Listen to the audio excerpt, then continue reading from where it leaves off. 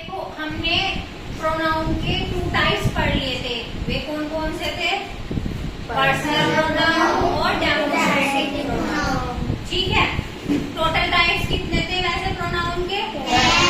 है ना, 2 हमने पढ़ लिए थे। तो आज हम पढ़ेंगे इंटेरोगेटिव प्रोनाउन। अब देखो इंटेरोगेटिव प्रोनाउन क्या होते हैं?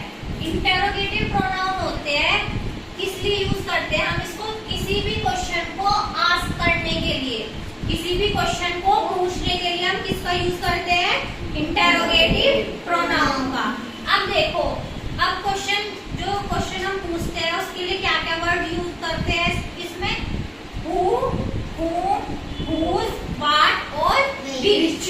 अब देखो हु का मतलब क्या होता है? कौन। हु का मतलब क्या होता है?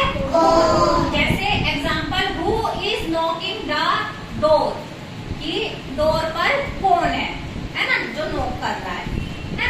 अब देखो सेकंड क्या है? whom। whom मतलब क्या होता है? किसको। whom are you waiting for, तुम किसका वेट कर रहे हो। तो देखो यहाँ पे क्या यूज हुआ? है ना। अब देखो थर्ड क्या है? whose। whose मतलब क्या होता है? किसका या किसका।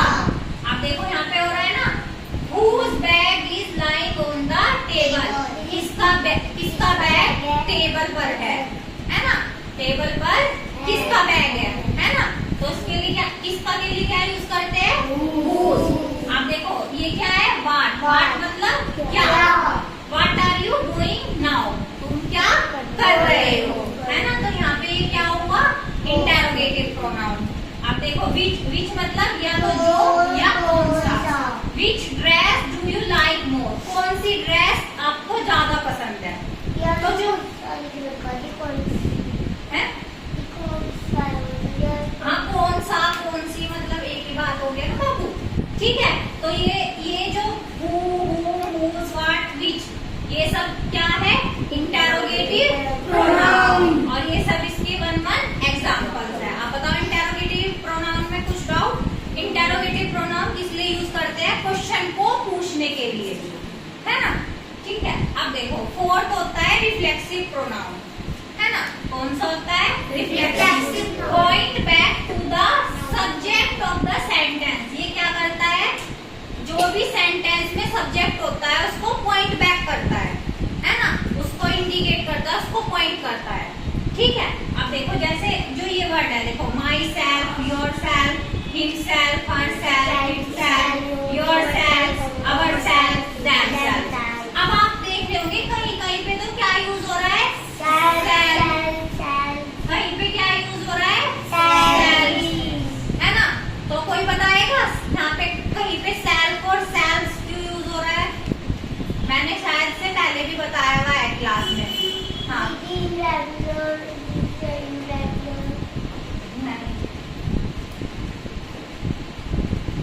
बताओ।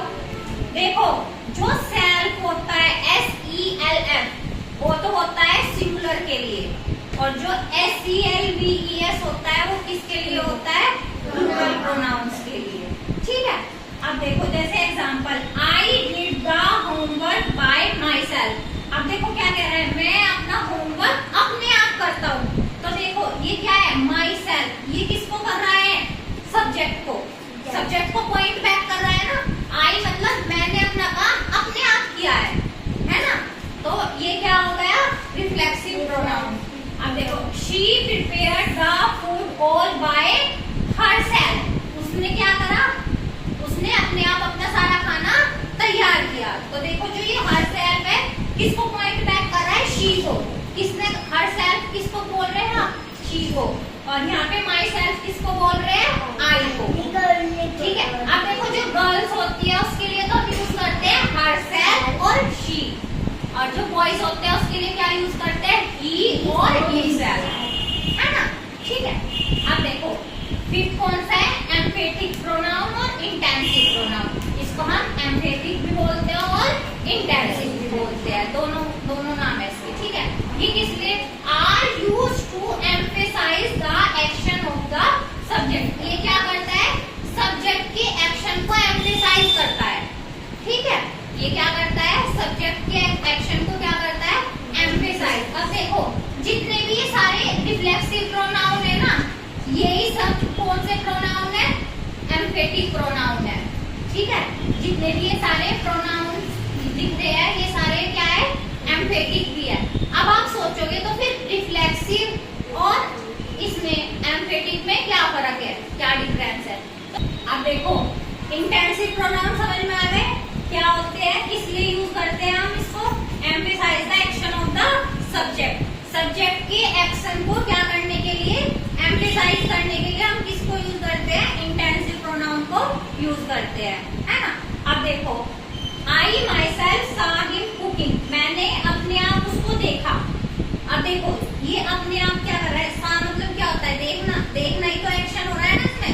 तो ये किसको, किस पे जोर दे रहा है? किसको देखा? आई माई सेल्फ, मैंने खुद को, है ना, मैंने खुद, सा हिम कुकिंग, मैंने खुद उसको कुकिंग करते हुए देखा, है ना। अब देखो, आई सा हिम कमिंग माई सेल्फ, है ना। तो ये क्या है? अब देखो, इस सेंटेंस को माई सेल्फ यहाँ पे भी लिख रहा है, यहाँ पे भी लिख रहा है, तो पर लेकिन ये दोनों सेंटेंस क्या है? एम्फेटिक सेंटेंस है। ठीक है, आई सा हिम कमिंग माई सेल्फ, मैंने अपने आप उसको आते हुए देखा। तो ये किस पे जोर दे रहे हैं? ये सब्जेक्ट के एक्शन पे। किस पे जोर दे रहे हैं? ये ठीक है। अब देखो, रिफ्लेक्सिव वर्सेस एम्फेटिक प्रोनाउन, क्या है इन दोनों में difference? Point back to the subject, ये तो किसको पॉइंट करता है? सब्जेक्ट को। और ये किसको पॉइंट करता है? सब्जेक्ट के एक्शन को। किसको करता है? सब्जेक्ट के एक्शन को। ठीक है, अब देखो second, essential to complete the meaning of sentence, किसी भी सेंटेंस के मीनिंग को पूरा करने के लिए जो रिफ्लेक्सिव प्रोनाउन होते हैं वे जरूरी होते हैं।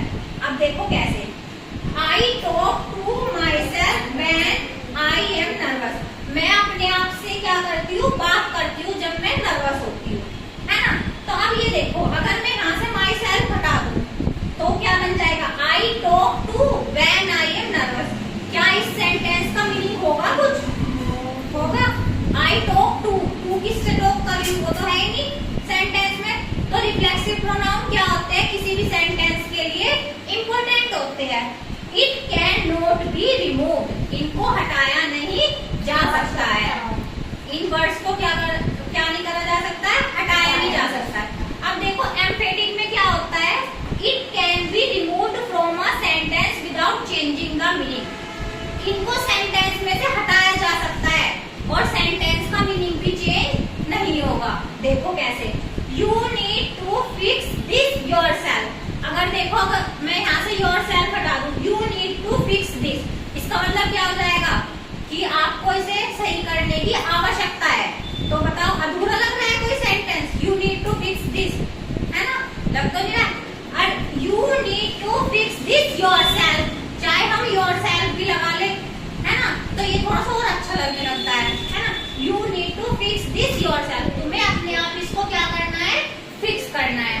तो इसमें हम योरसेल्फ को क्या कर सकते हैं? हटा सकते हैं। पर क्या हम इसमें माई सेल्फ को हटा सकते हैं? तो मेन डिफरेंस दोनों में क्या हो गया? रिफ्लेक्सिव में तो क्या होता है? ये सब्जेक्ट को पॉइंट करता है, और एम्फेटिक में क्या होता है? ये एम्फेसाइज करता है सब्जेक्ट के एक्शन को। ठीक है, इसमें क्या होता है? हम ये जरूरी होता है, इसको हम हटा नहीं सकते हैं। इसमें क्या होता है? इसको हम हटा सकते हैं, तब भी उस सेंटेंस का मीनिंग निकल के आता है। समझ में आया इतनी बात?